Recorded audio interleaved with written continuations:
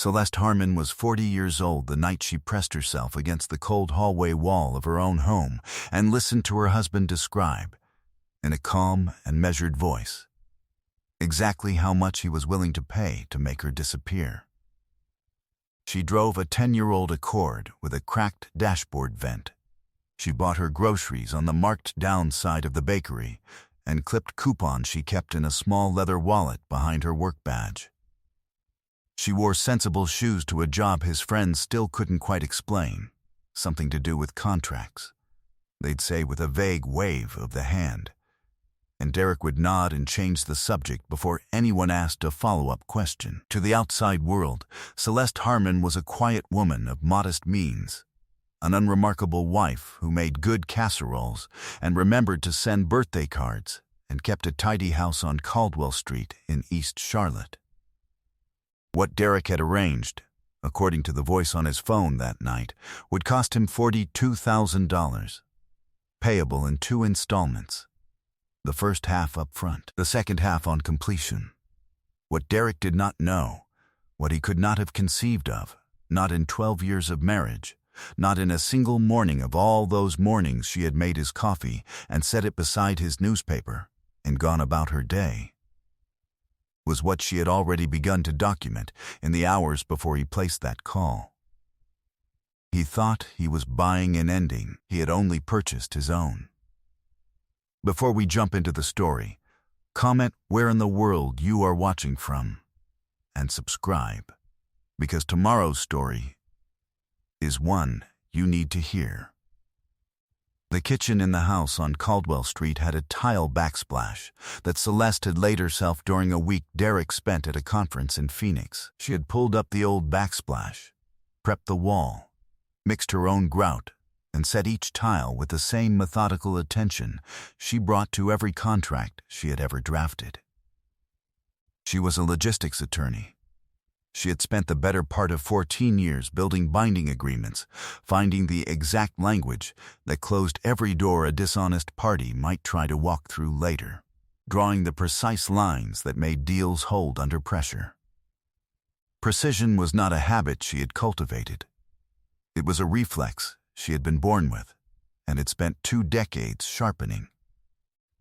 She sat at that kitchen table on the morning after the worst night of her life with both hands wrapped around a mug of coffee that had long gone cold, watching the October light settle through the casement window she had also chosen.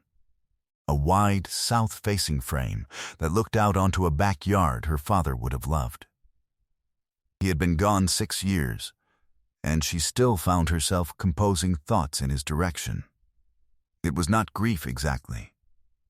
It was more like the habit of partnership. Her father, Earl Harmon, had driven a city bus for 31 years and had never once raised his voice inside his own home. He had told Celeste once, when she was 12 years old and furious about something she couldn't now recall, that the most powerful thing a person could do was remain calm while everyone around them became afraid of their own noise. He had said it simply, without drama, the way he said most things that mattered. He had never said it again. She had never needed him to repeat it. She had met Derek Malone at a fundraising dinner for a legal aid organization she volunteered with, back when she was 28 and still new enough to Charlotte that the city felt expansive and full of good possibilities. He was charming in the way of men who had discovered early that charm was a kind of currency that required no particular backing, easy with compliments, attentive in public. The kind of man who remembered what you ordered the first time and brought it up again months later as though it were a love language.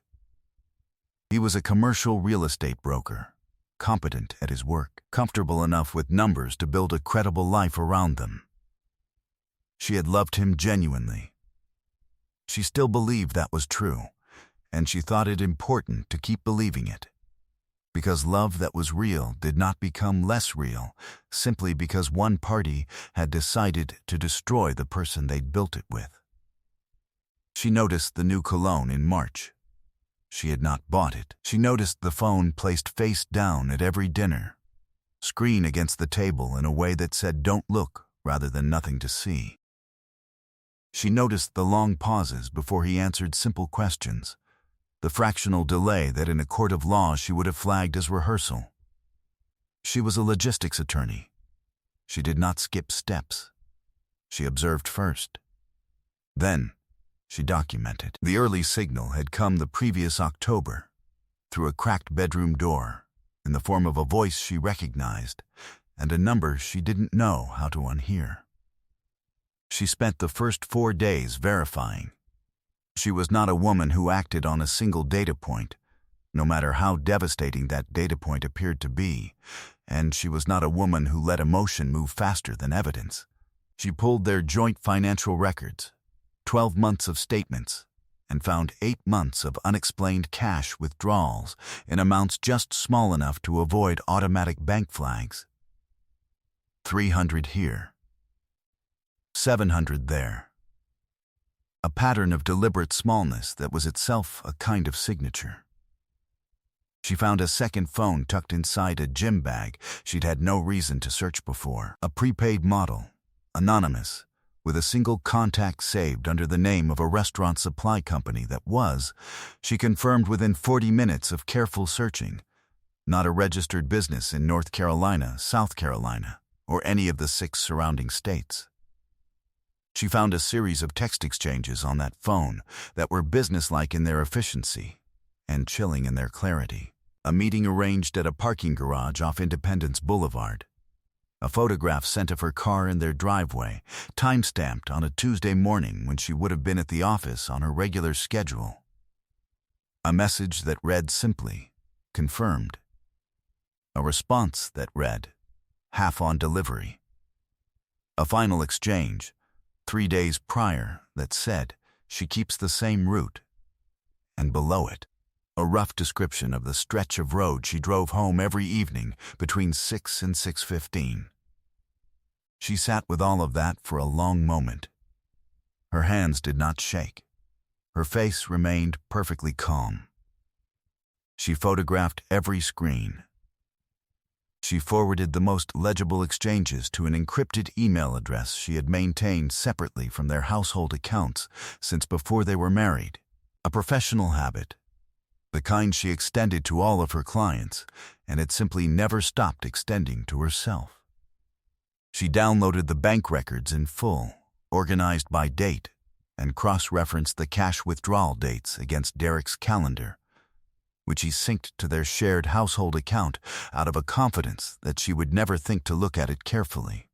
Every withdrawal lined up within 48 hours of a meeting he'd recorded on the calendar as showing, broker appointments, property walkthrough, client lunch. She created a folder on the personal laptop she kept locked in her office at the firm.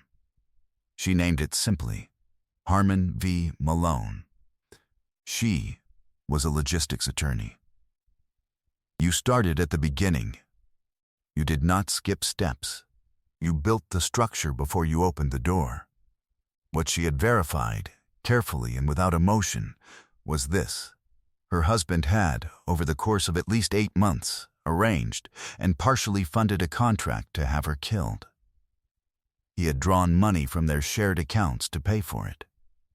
He had taken a photograph of her car and passed it along to someone she had never met. He had provided her route. He had set a timeline. According to what she had overheard through the cracked bedroom door, she had 11 days remaining. She sat with that number for a long time. 11 days was not nothing. 11 days, properly used, was enough to build something that held. She had once taken a client's real estate portfolio from foreclosure to solvency in 9 days by working through the weekends and trusting the process that her training had given her. She understood from experience that panic wasted time you could not spare, and that the difference between people who survived difficult situations and people who didn't was almost never resources or connections. It was the ability to think sequentially when everything in the body was screaming to react. She did not react. She closed the folder she had named Harmon V. Malone, locked the laptop, and looked out the window of her office at the street below, at the ordinary Tuesday afternoon moving past. A woman walking a dog. A delivery truck pulling slowly into a space that was too small for it. Two men talking outside the coffee shop on the corner. None of them had any idea. That was fine. They didn't need to. She thought about her father and the way he used to say that tools were meant to work, not shine. She had been given an extraordinary set of tools. She had 14 years of legal training, a meticulous mind, a trusted network, and, because she had always kept her own door, as he'd taught her, the financial independence to move, without asking permission from anyone. She moved with the same deliberate calm that had always defined her. She picked up her phone and called the one person she knew would understand exactly what was needed. Patricia Osei had been practicing criminal and civil law in Charlotte for 22 years. She was 61 years old and had the posture of someone who had never once walked into a room she hadn't already won. She had known Celeste since they'd worked together on a wrongful eviction case 7 years prior, and she had the particular respect for Celeste that one careful professional holds for another, the kind that didn't require many words to confirm itself. She did not flinch when Celeste laid the documentation out on the conference table at 6:45 in the morning, 2 days after Celeste had begun compiling it. She reviewed everything twice. She made 4 notes on a yellow legal pad in a handwriting so small and precise it looked like architectural notation. Then she looked up. She said, "You understand that what we are dealing with here is not simply a divorce proceeding." Celeste said, "I know exactly what it is." Patricia said, "Good. Then let's talk about what comes next, and in what order." What came next required 3 more days of careful construction. Patricia moved certified copies of Celeste's documentation to a secure evidence archive at her firm. She contacted a retired Charlotte Mecklenburg detective named Roy Whitfield, a man who had spent 2 decades in financial crimes, who had reviewed evidence in over 300 cases, and who was not given to surprises of any kind. Roy Whitfield reviewed the bank records, the phone exchanges, and the time-stamped photograph with the same measured attention he brought to every piece of evidence. He confirmed, in writing, that what he was looking at was consistent with a solicitation of murder for hire under North Carolina General Statute 1417. 2. A Class B1 felony carrying a mandatory minimum of 12 years. He also confirmed that the prepaid phone's SIM had been registered using a false identity, which added a count of fraud to the emerging picture. Patricia made the appropriate call to the Charlotte Mecklenburg Police Department. An investigation was opened. The individual on the other end of the phone exchange was located within 72 hours, a detail that Roy later told Celeste with the particular quiet satisfaction of a man who had seen these arrangements fall apart many times, and who understood that the people who arranged them rarely anticipated that the person they were trying to erase was capable of seeing it coming. In the middle of that week, Celeste drove to Fayetteville. Her uncle Bernard Harmon, her father's younger brother, a retired Army logistics officer, 64 years old, and built like a man who had spent 40 years deciding things under pressure, sat across from her at his kitchen table and listened to everything without interrupting. He was the kind of man whose silence was not absence, but attention. When she finished, he was quiet for a moment. The clock on his kitchen wall made a sound. He looked at his hands. Then he said, "Your father used to say that a woman who builds quietly builds to last." Celeste nodded. He said, "You built the exits before you opened the door?" She said, "Every one." He said, "Then I'll be in Charlotte on Tuesday. Tell me what time and what chair." Real power, Celeste thought on the drive back, operated in quiet rooms. The week before the reckoning, she went home every evening and cooked dinner. She set the table. She asked Derek about his day and listened to his answers with the focused attention of a woman who had no idea her world was shifting under her feet. She described a frustrating deposition at work. She mentioned that the garden needed attention. She passed the salt without being asked. She watched him perform normalcy with the confidence of a man who had never considered that the woman across from him might be the most dangerous person in the room. And she performed it back, quietly and without effort, because she understood that the most important time to maintain composure was precisely the time you were most tempted to abandon it. He slept soundly. She made a note of that, too. Some things you did not say. She said none of them. The reckoning did not look like what Derek Malone had expected his Tuesday morning to become. He arrived at the offices of Patricia Osai, Esquire, at 9 o'clock, believing he was there for a routine matter involving a commercial lease dispute that his broker's license required him to review and sign off on. The request had come through his own business attorney's office. On letterhead, he had no reason to question. He wore his good jacket. He had his coffee. He was composed. He walked through the conference room door and stopped. Patricia Osai sat at the head of the table. To her left, Roy Whitfield, who Derek did not recognize, but whose stillness announced something clearly enough. To Roy's left, a Charlotte Mecklenburg Police Department detective named Sandra Marsh, in plain clothes, with a folder in front of her that was closed, but not thin. To her left, an assistant district attorney named Calvin Beaumont, who had prosecuted 73 felony cases in Mecklenburg County, and who had the particular economy of expression of someone who did not speak unless the words were going to matter. And at the far end of the table, in the chair that faced the door, Celeste. She had dressed carefully. She wore the charcoal blazer she kept for cases she intended to win. Her hands were folded on the table in front of her.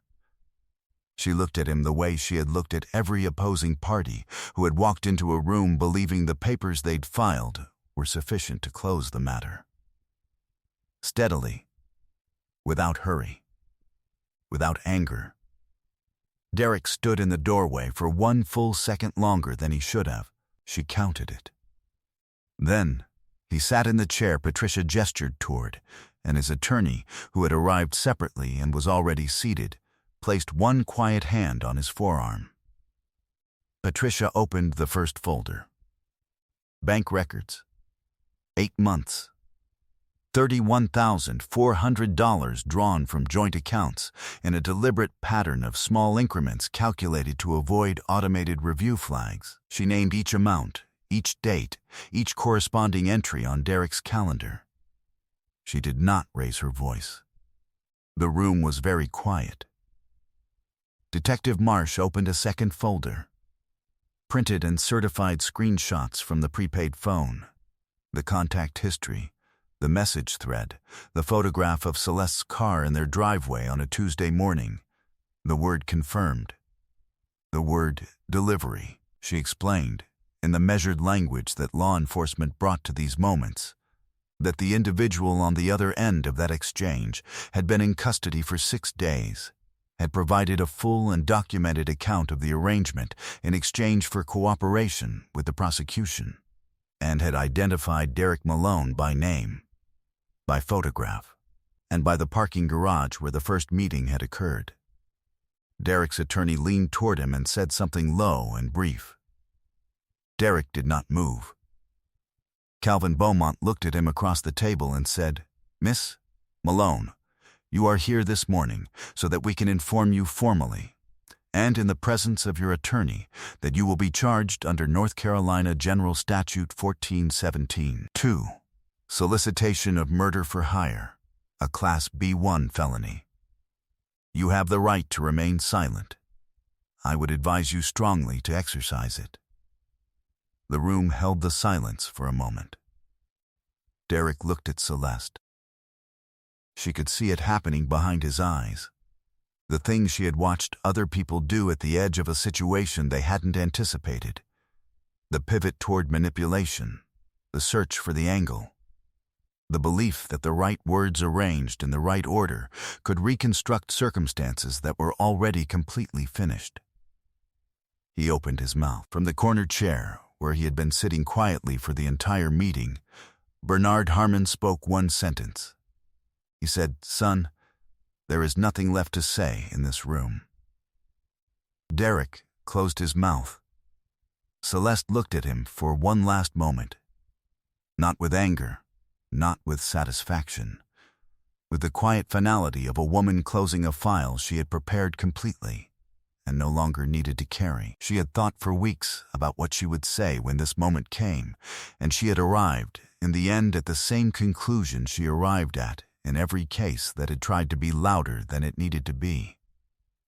The least you could say was sometimes the most that landed.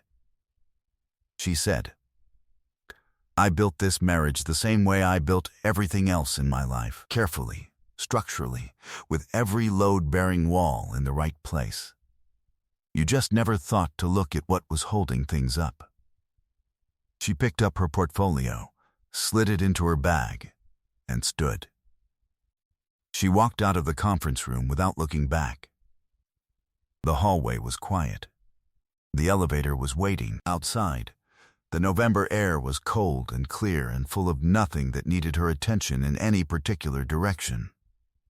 She had no idea, she thought to herself as the elevator doors closed, how free a person could feel when they had done the work right.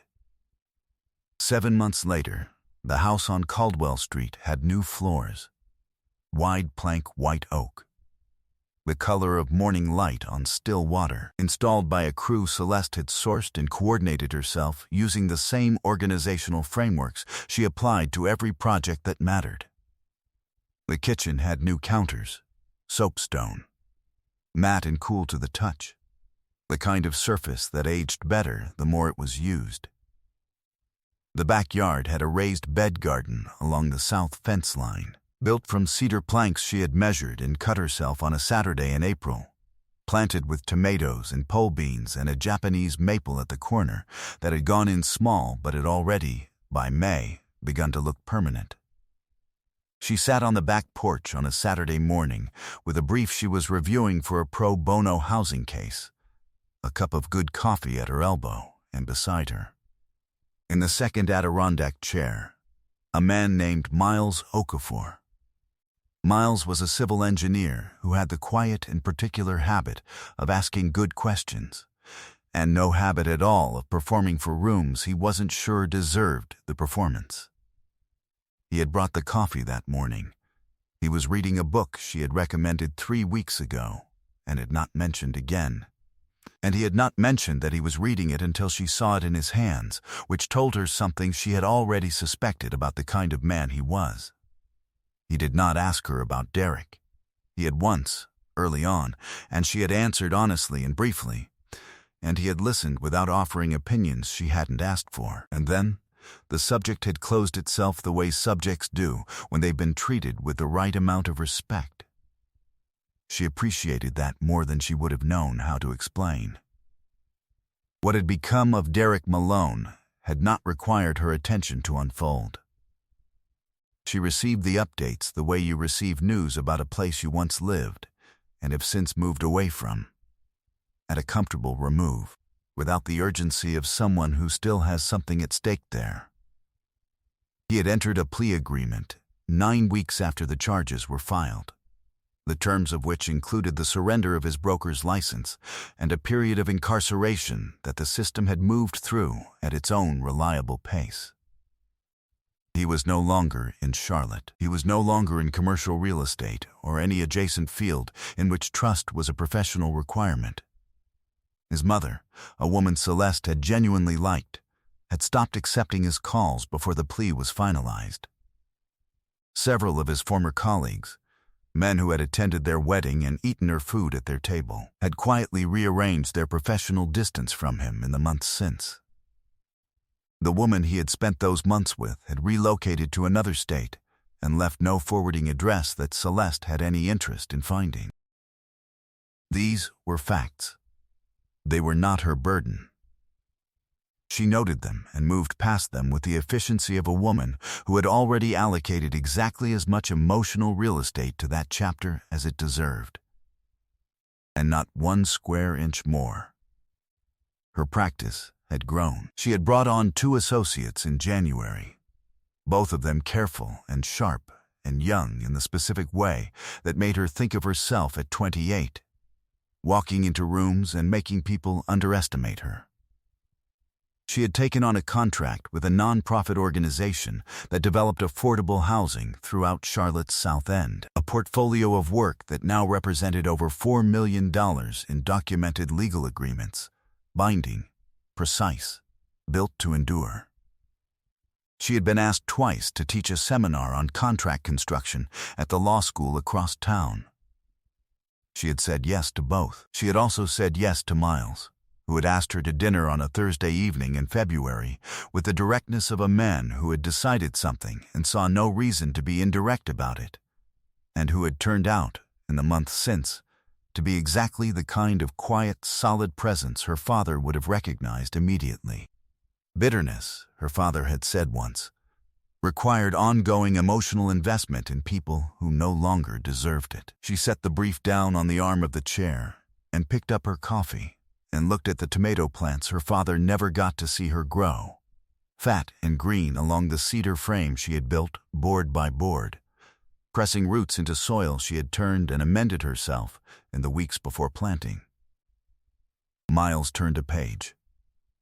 A bird landed briefly on the fence post and departed. The morning light was the kind that didn't demand anything. She was not angry. She was not relieved, exactly. She was something quieter and more durable than either of those things. Something that lived below both of them in the deep structure of a person who had built carefully and built to last. She had built everything worth keeping. I hope you enjoyed that one. Be sure to like the video and subscribe so you don't miss the next story. I've picked out 2 more for you that I think you'll really like.